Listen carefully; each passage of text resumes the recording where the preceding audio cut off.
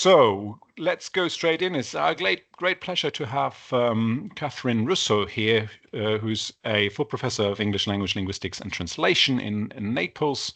Catherine did her PhD in New South Wales at the University of New South Wales in Sydney, and has published widely in terms of discourse studies, critical discourse analysis, hate speech and ecolinguistics.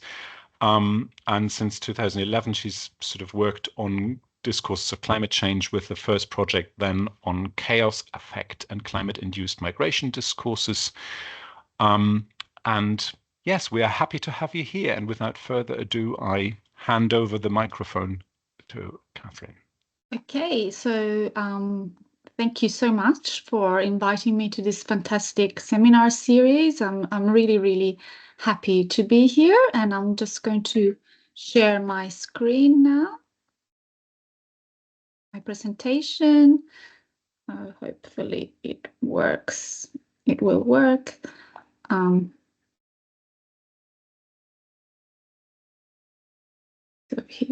here we go. Oh no, it did the same thing it did before, so just a moment. So is it okay now? That's absolutely fine. We can see it and we can hear you. Thank you so much. So today's talk is about negative solidarities in the Australian Black Summer, a corpus-based critical analysis of climate change discourse in crisis context. So this is my very basic outline, and I'm going to go straight to the context, which you probably know about or heard about. So the 2019-2020 bushfire crisis, also known as the Australian Black Summer, may be regarded as one of the most devastating environmental disasters of the last decades. The bushfire season began with several serious uncontrolled fires in June 2019, reaching its peak in December 2019 and February 2020. The fires burnt an estimated 16 million hectares, destroyed over 5,900 buildings, killed 33 people, and an estimated 1 billion animals were killed, and some endangered species may have been driven to extinction. At its peaks, air quality dropped to hazardous levels, and the fire was so extended that it reached New Zealand and South America. But let's have a look at today's topics, so solidarity and vulnerability in climate change discourse. Just to give you a bit of context on this, of course, as you probably already know, solidarity lies at the basis of the Loss and Damage Fund, a milestone achieved at the COP27. It is closely related to the concept of vulnerability and identification of vulnerable developing countries. Yet numerous spokespersons have noted that this is an insufficient and very problematic solidarity measure. For instance, here we have Gabriela Bucher, Oxfam International Executive Director, noted that the establishment of a loss and damage fund is a monumental achievement for vulnerable developing countries that have been demanding financial support for over 30 years. This is obviously at the time of my case study, but she expressed deep concern over the failure of countries to agree on a fair and urgent phase out of fossil fuels, and also that nations had not provided a clear roadmap to deliver 600 billion promised between 2020 and 2025. Also, it lies at the basis of many climate change justice claims. Here we see Obiora Chinedu Kafor, an independent expert, speaking at the Human Rights Assembly of the United Nations, and talking from a climate justice perspective, declared that the lack of human rights-based international solidarity exacerbates the challenges brought upon the world by climate change. He also commented on the asymmetrical distribution of wealth through the global economy, which also, he claimed, reinforces the profoundly unfair reality that those who have contributed to the least to the problem at issue tend to feel its greatest effects. Climate change exacerbates social vulnerabilities based on gender, disability, poverty, age, place of birth, indigeneity, and so on. I also would like to draw your attention to instead the IPCC 2022 report, which spoke about Australia. There is always reports also on, different countries, and here there is a comment on mitigation, adaptation, and Indigenous peoples' well-beings, and those that are, the transformative change needed from colonial legacies. We have been seeing some interesting things in Australia since then, although we're far from an equal distribution of knowledges and so on. But I'll just speak about that later. So with this context in mind, the present paper expands previous research on the Australian Black Summer. And this previous research project regarded the Australian section of the Now corpus by Mark Davis. So I compiled it by just taking from the larger Australian Noun corpus and the Australian section. So the present paper instead addresses a further step in the research project, that is an investigation of social media ambient affiliation in environmental and climate change crisis contexts. In particular, I will focus on climate change crisis discourse, ambient affiliation, and what I define as negative solidarity, which have attracted limited attention, even though social division may be predicted to increase in relation to environmental disasters due to the climate change crisis. Keeping in mind that the climate change crisis is a social, cultural, and political crisis, and that the term crisis entails significant consequences in both discursive and argumentative terms, the present paper conceptualizes climate change, ambient affiliation, discursive practices as negative solidarities. It provides an in-depth linguistic and discursive investigation of crisis and negative solidarity in the specific domain under consideration, and investigates ambient affiliation practices in Twitter. At the time it was Twitter, now X Discourse. More specifically, I will stretch Hannah Arendt's definition of negative solidarities. She defined negative solidarity, a solidarity based on the fear of global destruction. And I will stretch it to think about the climate change crisis. In her work, Hannah Arendt looked at discourses of solidarity through an emphasis on the existential concern for human finitude as a result of crises of great proportions. She suggested that insofar as we are finite, we are bound together not by familiarity and sameness, but rather by shared vulnerability. So we should find help within this vulnerability by remaining open to difference and otherness that is always at stake in communal life.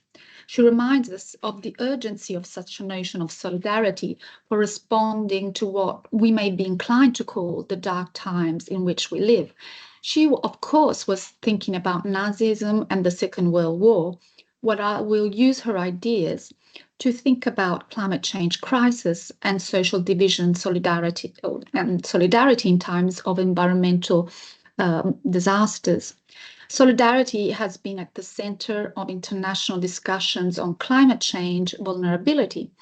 It may be claimed that it too is at the center of a discursive struggle, which often obscures the recipients of neoliberal climate change measures under the depersonalizing use of nominalizations such as resilience, adaptation, etc. As we know, the use of the term vulnerability and vulnerable developing states entails very different possibilities in terms of self-representation, empowerment, and agency, and epistemic violence for those who are actually involved in such processes. Moreover, I would like to suggest, by drawing on Carell and Kidd, who speak about vulnerability, but other types of vulnerability, that we should distinguish between vulnerability and vulnerabilization to indicate two different aspects of our shared fragility. Some claim that we are all vulnerable to climate change, but that vulnerability can be exacerbated and amplified by contingent factors, including the actions and omissions of others and sociopolitical and economic circumstance. They claim that we can then use the term vulnerabilize, important observation, to point to the fact that many individuals are made to be and to remain vulnerable by the actions, omissions, and decisions of other people, as well as by material, political, economic, medical, educational, and legal circumstances. It is aspects of discursive vulnerability and vulnerabilization which are the focus of this paper, but in a different way. Although there isn't always a clear way to say where climate change, vulnerability, shared violence, and vulnerabilization begins, I would like to focus here on discourse as social action, which causes vulnerabilization, or in other words, the contingent suffering that sits atop the vulnerability we all share. So another important point, which I think is interesting for CDS scholars, is that for Carrel and Kidd, vulnerability is neither natural nor intrinsic. It is not a prediscursive inherent human trait, but rather a contextually specific social phenomenon whose politically potent and artifactual character ought to be recognized and acknowledged. They draw on Tremaine and on Foucault's concept of eventalization, a breach of self-evidence that exposes the singularity of a given practice or state of affairs to induce an appreciation that things are not as necessary as they seem. So I will draw upon Hannah Arendt's argument about crisis and vulnerability to call for a greater consideration of solidarity in the face of environmental disasters, which are becoming more and more frequent and of greater proportions. Let's just think also of Los Angeles, but also of environmental disasters that don't get the same news coverage. So X or Twitter discourse as social action, this discourse is particularly suited for these purposes as it enables users to draw attention to and interact with news and communities as crisis events unfold, thus functioning as a collective space where the crisis can be assessed and policy measures can be legitimized and made part of larger issues of social significance. Things may be different today, of course, due to the migration to other social media platforms such as Blue Sky and so on. We are yet to see. Yet crisis events are also moments of intense ambient affiliation and discursive construction, as also Bednarik et al. Claimed. Crises also offer opportunities for publics to reaffirm or challenge existing social discourses, for example, through engaging in lexical struggle over labels and thereby attempting to discursively legitimize or delegitimize the social-political issues that are at stake. Such struggles are indicative of broader discursive struggles in society, a struggle between discourses that compete with each other to define aspects of the social world, often seeking to legitimize one perspective or action or discourse and simultaneously delegitimize another. And let's just think about, for instance, the link between the Australian Black Summer and climate change, which was not, taken at face value during this disaster. So I look at social media discourse, and particular Twitter discourse, because as open and free platforms containing large volumes of user-generated content, social media have become an ideal data source to monitor risk information and public opinion and sentiment. Social media platforms such as X provide an ideal and immediate window into how people evaluate news-based risk communication and how they grapple with uncertainties about facts, options, beliefs, and common values. Resources of elevation are mostly used in Twitter, now X discourse, to express feelings and attitudes, negotiate relationships, and adopt stances. So the attitude which has been most studied is affect, registering positive and negative feelings. Do we feel happy or sad, confident or anxious, interested or bored?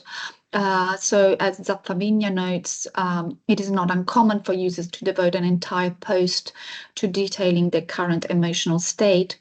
Moreover, affect is also related to ideational content, and attitudinal stances may be associated with particular targets. So in the case of this study, it will be crisis. As people share values and form ambit communities around them.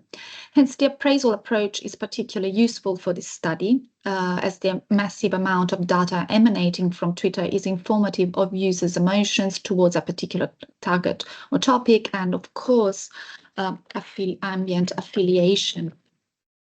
So, as you know, social media networks cluster in terms of the emotions expressed by users. They have been defined as affective publics and affective networks. And also, Zappavinia has defined it as ambient affiliation and has looked particularly at hashtagging. So hashtags are used to coordinate and accentuate values construed in Twitter posts. In other words, people use hashtags as a resource to convoke communities of feeling around values realized as ideation, attitude couplings, as I said before. So with this context in mind, this paper draws upon theories and methodologies of corpus-assisted critical discourse study analysis and appraisal, combining quantitative methodologies with qualitative analysis. My previous research, which I need to, so here we are to our corpus methods and procedure. As I said before, my previous research has focused on the now corpus. So this was the corpus, which was just a selection of data from the now corpus, but looking at the Australian section, approximately 331 million tokens, which were balanced by year and type of online newspaper, representing Australian national, regional and local quality newspapers, tabloids and magazines. So just to show you a bit of this. So the concordance plots of the now corpus reflects the fact that climate change was one of the most contentious and divisive issues in Australian politics from 2010 to 2020. Alternative Australian governments have applied different sets of logics and priorities to climate change, ranging from a position of leadership to skepticism and active obstructionisms by politicians such as Tony Abbott, Malcolm Turnbull and Scott Morrison. So the oscillation of public opinion and contestation of federal government policies was and still is determined by the paradox that Australia is deeply affected by heat and drought, but it also has an immediate economic interest in global fossil fuel economy. Anyway, the things obviously have been better with Albanese. But this is post, obviously, the period that is under consideration in this study. So as you can see here, there was a steady increase in the coverage of climate change in the years 2013, 2014, and it became even more obviously in 2019, 2020. Here is instead the bushfires, the concordance, of bushfires, and here you can see it was already covered. Bushfires were not new to Australia, but it is an evident peak is noticeable during the 2019-2020, and here is the connection between bushfires and climate change, and we may see that the connection between these two was hardly ever drawn, except during the 2013 and the 2019 2020 bushfire crisis. So the events were evaluated according to the following newsworthy elements: climate change science. So climate change experts and fire experts agreed that climate change was a factor known to result in increased fire frequency and intensity in Southeast Australia. And although it should not be considered as the sole cause of the fires, climate change was considered to have contributed to the extent and severity of the fires. They also agreed that Indigenous peoples had strong knowledge about bushfire management and should be consulted. Yet, as the Australian bushfire crisis unfolded, multifarious and often divisive and disorienting discourses circulated widely, both in the news and social media conversations. Large amounts of diverging politically charged information also circulated. So, for instance, political incompetence was salient. So the government responsibility in diminished funding for the rural fire service, Green's campaign against fire prevention burns as a cause of the increased severity of the fires, the government's failure to address the crisis, and the scandalous behaviour of Scott Morrison, who during the crisis went on a holiday vacation. Arson as the cause of the crisis, which was later largely uncovered as fake news.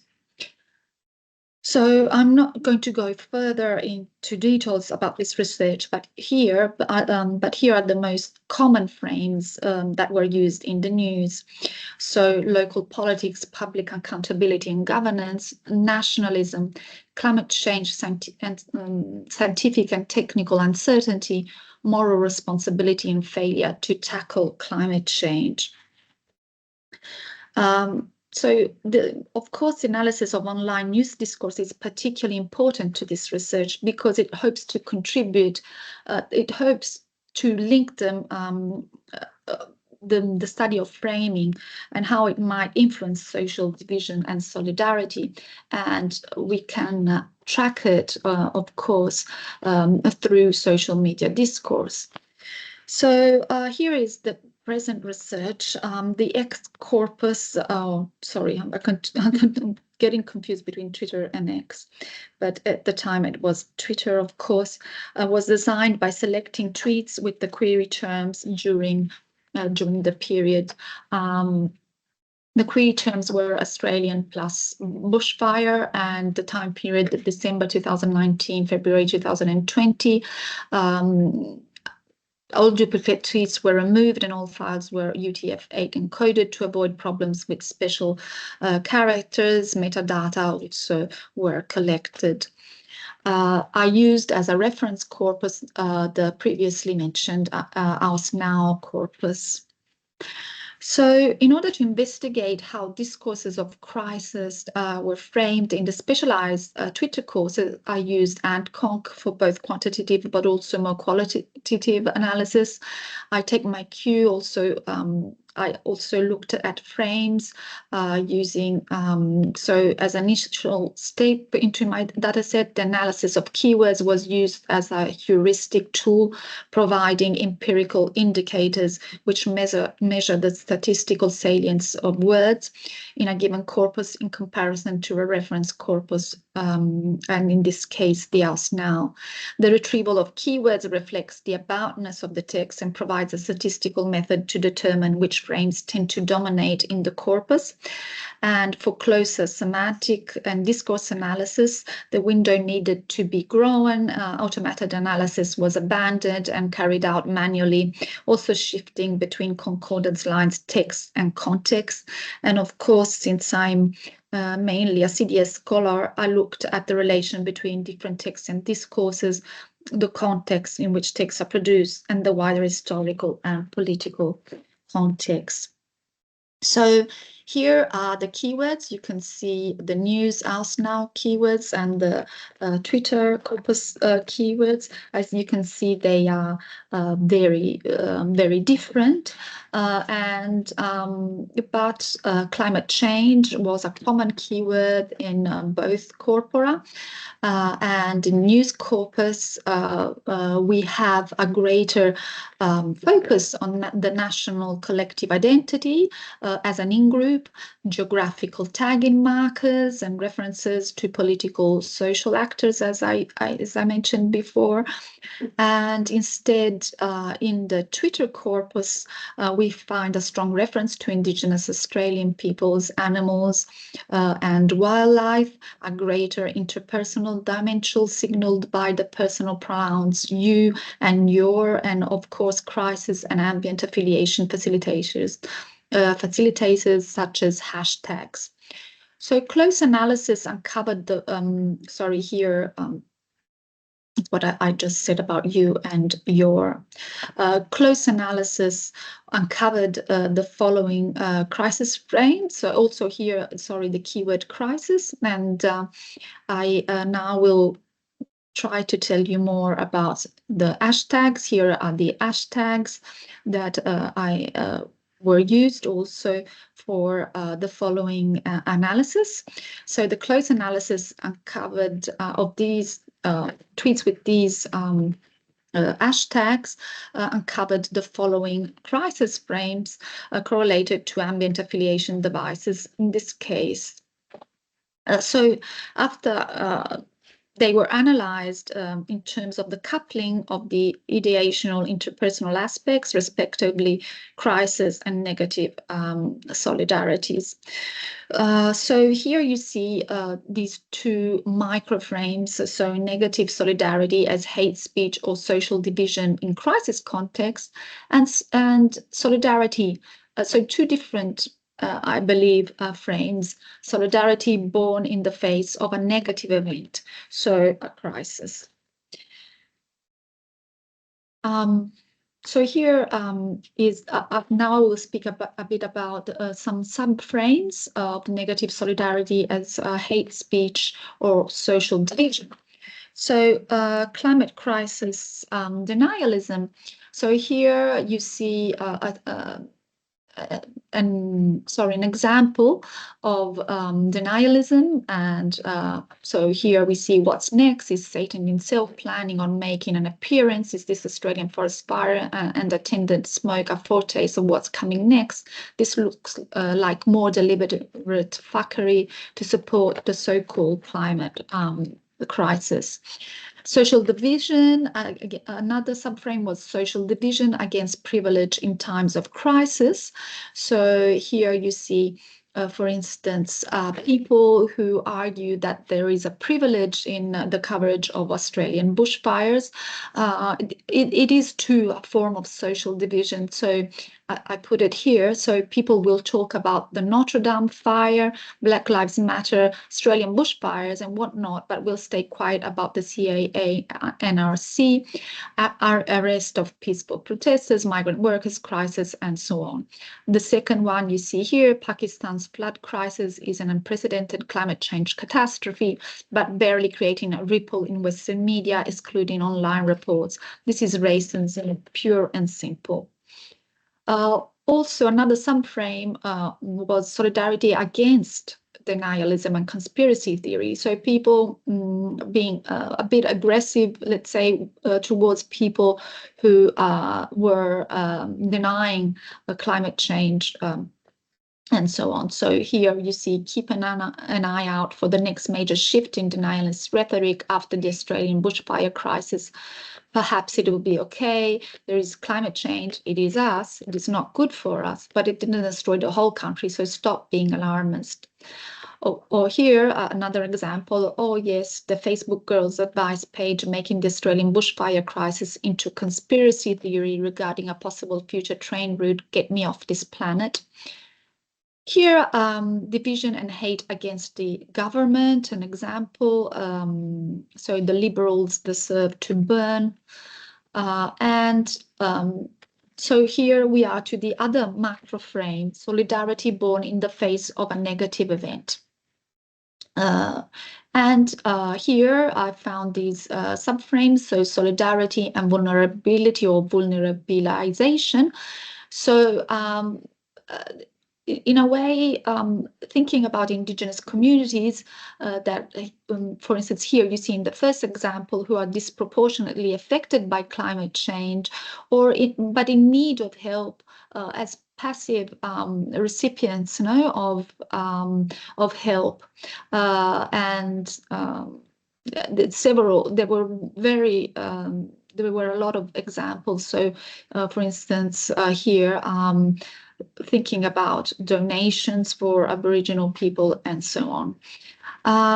Instead, we also find in another form of solidarity in which there is a common pattern that is that of listening to Indigenous peoples as holders of knowledge and as a way out of crisis.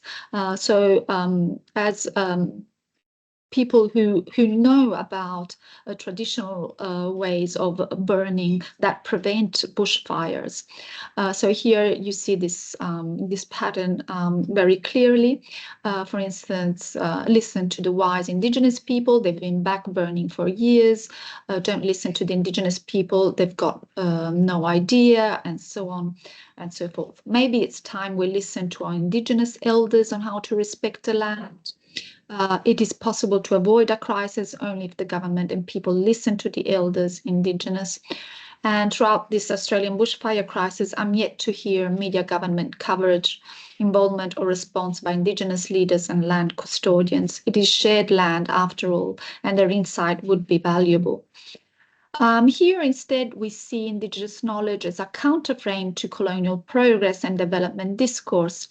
It tells us about, again, back burning the proper Indigenous way, cultural burning as an alternative, and so on and so forth.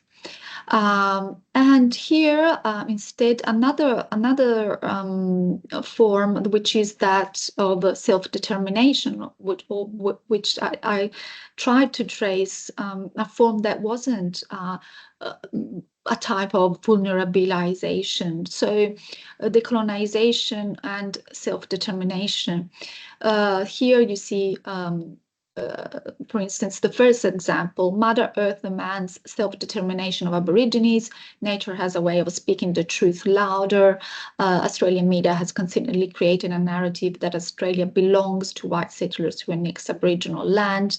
And also in the second example, they have solution and answers and a reframing here. We lead destruction, they lead restoration and protection. And to address the ecological crisis, Aboriginal peoples must be restored as custodians of country. Here, again, also Indigenous peoples as custodians of the land. So a different type of representation, I guess, of Indigenous people as those who can heal the land and could help to repair the land. So having a special connection to the land. And here instead, posthuman solidarity. So solidarity with animals, wildlife, and so on. So there was a degree of solidarity that does not involve humans. So here you see, for instance, endemic species, wombats, kangaroos, and so on. Here is another form, which is Indigenous symbolic solidarity. Quite a few tweets involved the use of the Aboriginal flag and compared it to, of course, the burning and so on. And so here I am to my conclusions. So I try to look at the crises such as Australian Black Summer, and because they have a much higher chance of becoming news and attracting comments on social media such as X rather than climate change, patterns of negative solidarity related to stories about climate change crises like hurricanes, intensity, drought, wildfires, crop failure need to be further investigated, as they will increase in the future and will probably create more conflicts. Solidarities are important for galvanizing historically oppressed people against dominant discourses. On the other hand, though, solidarities that impose similarities in advance run the risk of absorbing difference and becoming exclusionary. Climate change binds us together not by familiarity, I would like to argue, and sameness, but rather by shared vulnerability. Urgency, but this is very different from vulnerabilization. Urgency of such a notion of solidarity for responding to what, in allusion to Arendt, we may be inclined to call the dark times in which we live. So the recent surge in interest in Indigenous fire management in Australia is an implicit sign that many Australians recognise the value of what was very nearly lost, but hasn't to this date brought significant changes in providing an equal space for Indigenous worldviews in scientific and parascientific discourse. And here I'm referring to some new research by Lorenzo Zannini on parascientific discourse. And yet it is also an example that demonstrates that climate change crisis as a social construct needs a counterframe questioning the colonial discourse of development and progress. Crises are not just incidental, but central to ethics and cosmopolitics, as they can trigger division, hate, xenophobia, and racism. So less crisis, please, and more messages that mobilize positive action. Thank you for your attention.